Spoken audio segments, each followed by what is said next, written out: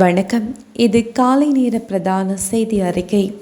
விரிவான செய்திகளுக்கு செல்ல முன்னதாக முதலில் தலைப்புச் செய்திகள். விமான பயணத்தின் போது உயிரிழந்த இலங்கை பெண். உலகில் மிகவும் அரிதான மாணிக்கக்கல் இறங்குவானையில் கண்டுபிடிப்பு. கொழும்பு கோட்டை முதல் பதுளை வரை விசேட தொடருந்து சேவை. அன்பார்ந்த பார்வையாளர்களே, உங்களுடைய நிறைந்த ஆதரவை வழங்கி எமது யாழ் டிவி சேனலை சப்ஸ்கிரைப் செய்யுங்க. எனினும் இன்னும் எமது சேனலை ஆரம்பித்து 1.5 வருடங்கள் ஆகியும் எமக்கான பார்வையாளர்களின் ஆதரவு குறைவாக உள்ளது. மேலும் எமது சேனலை சப்ஸ்கிரைப் செய்யாமல் 98% பார்வையிட்டு வர்றீங்க. உங்களுடைய ஆதரவு எமக்கு மிகவும் முக்கியமானது. எங்களை ஊக்குவிக்கவும் எமது செய்திகளை தடைகளின்றி உடனுக்குடன் அறிந்து கொள்ளவும் எமது சேனலை சப்ஸ்கிரைப் செய்யுங்க. மேலும் பெல் பட்டன் அழுத்தி எம்மை உற்சாகப்படுத்துங்க.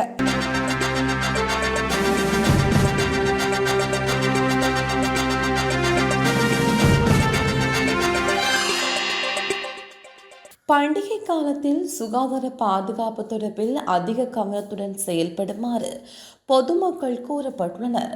பட்டாசு கொளுத்துதல், வாகனம் செலுத்துதல் போன்ற செயற்பாடுகளின் போது கவனத்துடன் செயல்படுமாறு அரசு மருத்துவ அதிகாரிகள் சங்கத்தின் ஊடக பேச்சாளர் சமில் விஜயசிங்க தெரிவித்துள்ளார். தமிழ் சிங்கள புதுவருட கொண்டாட்டத்தின் போது பட்டாசுகளால் ஏற்பட்ட அனர்த்தங்கள் குறைந்த அளவிலேயே பதிவாகியிருந்ததாகவும் சமில் விஜயசிங்க கூறியுள்ளார். பட்டாசு கொளுத்தும் சிறுவர்கள் மிகவும் கவனத்துடன் செயற்பட வேண்டும் எனவும் அவர் குறிப்பிட்டுள்ளார். அரசாங்கத்தினால் இறக்குமதி செய்யப்பட்ட 5200 மெட்ரிக் டன் அரிசியை ஏற்றிய முதலாவது கப்பல் இன்று நாட்டை வந்தடைய உள்ளது. வர்த்தக அமைச்சு வட்டார தகவல்கள் இதனை தெரிவித்துள்ளது. குறித்த கப்பல் கடந்த 24ஆம் தேதி நாட்டை வந்தடையும் என முன்னதாக அரசாங்கம் அறிவித்துள்ளது. இதேவேளை இறக்குமதி செய்யப்படும் அரிசியை விநியோகிக்கும் பணிகள் நேற்று முதல் மீண்டும் ஆரம்பிக்கப்பட்டுள்ளதாக சுங்கம் தெரிவித்துள்ளது. இறக்குமதி செய்யப்படும் அரிசியை விரைவாக துறைமுகத்திலிருந்து விடுவிப்பதற்காக உணவு பரிசோதகர்கள் மற்றும் ஆலை தனிமைப்படுத்தல் அதிகாரிகளின் ஒத்துழைப்புடன் விசேட முறையொன்றை நடைமுறைப்படுத்த சுங்கத்துறை நடவடிக்கை எடுத்துள்ளது. தனியார் துறையினர் அரிசியை இறக்குமதி செய்வதற்காக வழங்கப்பட்ட கால அவகாசத்தை எதிர்வரும் 10ஆம் தேதி வரை நீடிப்பதற்கான வர்த்தகமான அறிவித்தல் நேற்று வெளியிடப்பட்டுள்ளது. அனுமதி பத்திரமின்றி அரிசி இறக்குமதி செய்வதற்கு தனியார் துறையினருக்கு வழங்கப்பட்ட கால அவகாசம் கடந்த 20ஆம் தேதியுடன் நிறைவடைந்த நிலையில் குறித்த கால அவகாசம் இவ்வாறு நீடிக்கப்பட்டுள்ளது. தனியார் துறையினர் அரிசியை இறக்குமதி செய்வதற்காக வழங்கப்பட்ட கால அவகாசம் நிறைவடைந்து 6 நாட்களின் பின்னர் கால நீட்டிப்புக்கான வர்த்தகமானி அறிவித்தல் வெளியிடப்பட்டுள்ளது. இதன்படி கடந்த 20ஆம் தேதி வரை 67,000 மெட்ரிக் டன் அரிசியை தனியார் துறையினர் இறக்குமதி செய்திருந்தனர். அதில் 38,500 மெட்ரிக் டன் நாடு அரிசியும் அடங்குவதாக தெரிவிக்கப்படுகிறது. நிதி மோசடியில் ஈடுபட்டு படகு மூலம் இந்தியாவுக்கு தப்பிச் சென்றதாக குற்றம் சாட்டப்பட்டு நாடு திரும்பிய நிலையில் கைது செய்யப்பட்ட தம்பதியினர் விளக்கமறியலில் வைக்கப்பட்டுள்ளனர். கொழும்பு புதுக்கடை நீதவான் நீதிமன்றத்தில் அவர்கள் இன்று முன்னிலைப்படுத்தப்பட்ட நிலையில் இந்த உத்தரவு பிறப்பிக்கப்பட்டுள்ளது. அதன்படி அவர்கள் எதிர்வரும் 6ஆம் தேதி வரை விளக்கமறியலில் உத்தரவிடப்பட்டுள்ளது. குறித்த தம்பதியினர் கட்டநாயக்க பண்டாநாயக்க சர்வதேச விமான நிலையத்தில் வைத்து நேற்று கைது செய்யப்பட்டனர். அத்துடன் சந்தேக நபர்கள் மகன் நேற்று அதிகாலை குற்றப்புலனாய்வு திணைக்களத்திடம் ஒப்படைக்கப்பட்டார். கொழும்பில் வசித்து வந்த அவர்கள் 4 வருடங்களுக்கு முன்னர் 1.6 பில்லியன் ரூபாய் நிதி மோசடியில் ஈடுபட்டு இந்தியாவுக்கு படகு மூலம் தப்பிச் சென்றதாகவும் குற்றம் சாட்டப்படுகிறது. விமானத்தில் பயணித்த இலங்கை பெண் ஒருவர் உடல்நலக்குறைவினால் உயிரிழந்துள்ளமை அடுத்து கட்டார் விமான சேவைக்கு சொந்தமான விமானம் ஒன்று ஈராக்கின் ஹோர்திஸ் பிராந்தியத்தில் உள்ள சர்வதேச விமான நிலையத்தில் தரையிறக்கப்பட்டுள்ளது. குறித்த பெண் நேற்று விமானத்தில் உயர்ந்ததாக அங்குள்ள இலங்கை தூதரகம் தெரிவித்துள்ளது. கட்டாரில் இருந்து பிரான்ஸ் நோக்கி பயணித்துக் கொண்டிருந்த விமானத்திலேயே குறித்த பெண் உயிரிழந்ததாக தெரிவிக்கப்படுகிறது. பிரான்சில் வசித்து வந்த 81 வயதுடைய இலங்கை பெண் ஒருவரை இவ்வாறு உயிரிழந்துள்ளார்.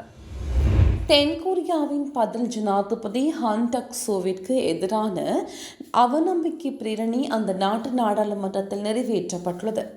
2 வாரத்திற்கு முன்னர் ஜனாதிபதி யூன் சுக் யோலிக்கு எதிராக கொண்டுவரப்பட்ட அவநம்பிக்கை பிரேரணியில் அவர் தோல்வியடைந்தார். ஜனாதிபதி யூன் சுக் யோல் கடந்த 3ஆம் தேதி கடுமையான இராணுவ சட்டத்தை அமல்படுத்தியமை காரணமாக அவர் பதவியிலிருந்து வெளியேற வேண்டிய நிர்பந்தம் ஏற்பட்டது. முன்னதாக தென்கொரியாவில் ஏற்பட்ட அரசியல் கொந்தளிப்பினை தீர்ப்பதற்கான நடவடிக்கைகளை இடைக்கால ஜனாதிபதி ஹன் டக் சோ மேற்கொள்வார் என பல தரப்பினாலும் எதிர்பார்க்கப்பட்டுள்ளது. இந்த நிலையில் நாடாளுமன்றத்தில் நேற்று மேற்கொள்ளப்பட்ட வாக்கெடுப்பின் போது குழப்ப நிலை ஏற்பட்டதாக அறிவிக்கப்படுகிறது. சின்ன சேனலுக்கு எதாக இருந்தாலும் அது கொஞ்சம் ஆதரவு கொடுங்க. உங்கள் பொண்ணான கையை கொண்டு அந்த பெல்லில் தட்டிடுங்க. அவங்களுக்கு சப்ஸ்கிரைபர் 5-10 ஏறுனா அவங்க மனசு சந்தோஷப்படும். அவங்க வீடியோவும் பாருங்கள்.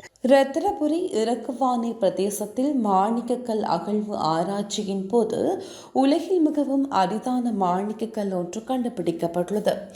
இந்த கல் ஸ்கப்லோட்டிக் கெட்ஸை சன்ஸ்டோன் சூரியக்கல் எனவும் ஆராய்ச்சியின் போது அறியப்பட்டுள்ளது. இது சூரியனுடன் கல் என்று மிகவும் அதிர்ஷ்டக்கல் எனவும் கண்டறியப்பட்டுள்ளது. வெகு விரைவில் இந்த கல் ஏல விற்பனைக்கு விட உள்ளது. இந்தியாவின் முன்னாள் பிரதமர் கலாநிதி மன்மோகன் சிங்கின் மறைவுக்கு இரங்கல் தெரிவித்து ஜனாதிபதி அனுரகுமார் திசாநாயக்க எக்ஸ் தளத்தில் பதிவொன்றை இட்டுள்ளார். நான் எனது சார்பிலும் இலங்கை மக்கள் சார்பிலும் இந்திய குடியரசுக்கும் கலாநிதி மன்மோகன் சிங் குடும்பத்தாருக்கும் உலகெங்கிலும் அவர் மீதான பற்றை வெளிப்படுத்தும் எண்ணற்றவர்களுக்கு ஆழ்ந்த இரங்கல் தெரிவிக்கின்றேன் எனவும் ஜனாதிபதி பதிவிட்டுள்ளார். தொலைநோக்கு கொண்ட தலைவரான கலாநிதி மன்மோகன் சிங்கின் வழிகாட்டல் இந்தியாவிற்குள் மாத்திரம் மட்டுப்படுத்தவில்லை. 2004 முதல் 2014 வரை இந்தியாவின் பிரதமராக அவர் செயற்படுத்திய கல்வி உரிமை சட்டம் மற்றும் மகாத்மா காந்தி தேசிய கிராமிய வேலைவாய்ப்பு வேலைத்திட்டம் போன்ற மாற்றத்துக்கான திட்டங்கள் என்பன சமத்துவம் தலையீடு தொடர்பிலான அவரது உறுதியான அர்ப்பணிப்பை பிரதிபலிக்கின்றது. சர்வதேச ஒத்துழைப்புக்காக அர்ப்பணிப்புடன் செயலாற்றிய கலாநிதி மன்மோகன் சிங் நீண்டகால கூட்டுறவு கூட்டணிகளை ஆரம்பிப்பதற்கு ஒத்துழைப்பு வழங்கியதுடன் பிரைஸ் போன்ற அமைப்புகளுக்கு ஒத்துழைப்பு வழங்கியுள்ளார். இந்தியா அமெரிக்கா அணுசக்தி ஒப்பந்தம் போன்ற ஒப்பந்தங்கள் மூலம் அவரது சிறந்த ராஜதந்திரம் தெரிகிறது. அவரது நன்னடத்தை, அறிவாற்றல் மற்றும் அரசு சேவைக்கான அர்ப்பணிப்பு ஆகியன நிச்சயமாக எதிர்கால சந்ததியினருக்கு ஒரு நிலையான முன்மாதிரியாகவும் ஊக்குவிப்பாகவும் அமையும். அவரது ஆத்மா சாந்தி அடையட்டும் எனவும் ஜனாதிபதி அனுரகுமார் திசாநாயக்க குறிப்பிட்டுள்ளார். பண்டிகை காலத்தையொட்டி கொழும்பு கோட்டை முதல் பதுளை வரை விசேட தொடருந்து சேவையை முன்னெடுக்க தொடர்ந்து திணைக்களம் தீர்மானித்துள்ளது. இன்று முதல் எதிர்வரும் 29ஆம் தேதி ஞாயிற்றுக்கிழமை வரை இந்த தொடருந்து சேவை முன்னெடுக்கப்படும் எனவும் அந்த திணைக்களம் குறிப்பிட்டுள்ளது. இதன்படி பதுளைக்கான விசேட தொடருந்து சேவை கொழும்பு கோட்டையிலிருந்து இன்று இரவு 7:30 மற்றும் நாளை காலை 7:45 பயணத்தை ஆரம்பிக்க உள்ளது. அதே நேரம் கொழும்பு கோட்டைக்கான தொடருந்து சேவை பதுளையிலிருந்து இன்று காலை 7:05 பயணத்தை ஆரம்பிக்க உள்ளதாக தொடருந்து சேவைகள் தெரிவித்துள்ளது. அமெரிக்க ஜனாதிபதியாக தெரிவு செய்யப்பட்டுள்ள டொனால்ட் ட்ரம்ப் எதிர்வரும் ஜனவரி 20ஆம் தேதி பதவியேற்க உள்ளார். அவர் பதவி ஏற்பதற்கு முன்னதாக அமெரிக்க பல்கலைக்கழகங்கள் சர்வதேச மாணவர்களை குளிர்கால விடுமுறையிலிருந்து திரும்புமாறு அறிவுறுத்தியுள்ளனர். பல அமெரிக்க பல்கலைக்கழக வளாகங்களில் பதட்ட நிலை உருவாகக்கூடும் என்பதால் இவ்வாறு அறிவுறுத்தல் விடுக்கப்பட்டுள்ளது. 2023 தொடக்கம் 2024 கல்வியாண்டின் 1.1 மில்லியனுக்கு அதிகமான சர்வதேச மாணவர்கள் அமெரிக்க பல்கலைக்கழகங்களில் அனுமதி பெற்றுள்ளனர். ஆனால் டொனால்ட் ட்ரம்ப் வெள்ளை மாளிகைக்கு திரும்பியவுடன் தனது முன்னைய பயண தடையை விரிவாக்குவது உட்பட கடுமையான குடியேற்ற கொள்கைகளை கொண்டு வருவதாக உறுதியளித்துள்ளார். அமெரிக்காவில் கல்வி பயிலும் சர்வதேச மாணவர்கள் குடியுரிமை அல்லாத விசாக்களை கொண்டுள்ளார்கள்.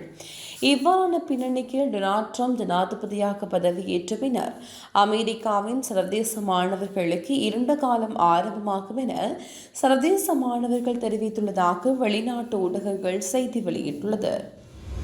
ஹிக்கடுவ திரானகம கடலில் நீரில் மூழ்கி வெளிநாட்டவர் ஒருவர் உயிர்ந்ததுடன் மற்றொருவர் காணாமல் போயுள்ளார். ரஷ்யாவைச் சேர்ந்த 33 வயதான ஒருவரை நீரில் மூழ்கி உயிரிழந்ததாக காவல்துறை தெரிவித்துள்ளது. உயிரிழந்தவரின் சடலம் காராப்பட்டிய வைத்தியசாலையில் பிரேத அறையில் வைக்கப்பட்டுள்ளது. இந்த நிலையில் காணாமல் போனவரை தேடும் பணிகள் முன்னெடுக்கப்பட்டு வருகின்றன. அண்ணா பல்கலைக்கழக வளாகத்தில் மாணவி ஒருவர் பாலியல் துஷ்பிரயோகத்திற்கு உட்படுத்தப்பட்டமை தமிழ்நாடு முழுவதும் பெரும் அதிர்ச்சியை ஏற்படுத்தியுள்ளது. இந்த சம்பவத்தை கண்டித்து பல்வேறு மாணவர் அமைப்பினரும் அரசியல் கட்சியினரும் போராட்டம் நடத்தி வருகின்றனர். குறித்த மாணவிக்கு நடந்த பாலியல் துஷ்பிரயோகத்தை கண்டித்து 6 முறை சாட்டைகள் அடித்து போராட்டம் நடத்துவேன் என்று திமுக ஆட்சியை அகற்றும் வரை காலணிகள் அணிய மாட்டேன் என்றும் அண்ணாமலை நேற்று தெரிவித்திருந்தார். அதன்படி நேற்றைய தினம் 6 முறை சாட்டையால் தன்னைத்தானே அடித்து அண்ணாமலை கவன ஈர்ப்பு போராட்டம் நடத்தினார். பச்சை வேஷ்டி அணிந்து கோவையில் உள்ள அவரது வீட்டின் முன் இந்த போராட்டத்தை அண்ணாமலை நடத்தியுள்ளார். அண்ணாமலை சாட்டை அடிக்கும் போது அங்கு கூடியிருந்த பாஜக தொண்டர்கள் வெற்றிவேல் வீரவேல் என முழக்கமிட்டிருந்தமை குறிப்பிடத்தக்கது. சின்ன சேனலுக்கு எதாக இருந்தாலும் அது கொஞ்சம் ஆதரவு கொடுங்க. உங்கள் பொண்ணான கையை கொண்டு அந்த பெல்லில் தட்டிடுங்க. அவங்களுக்கு சப்ஸ்கிரைபர் 5-10 ஏறுனா அவங்க மனசு சந்தோஷப்படும். அவங்க வீடியோவும் பாருங்கள்.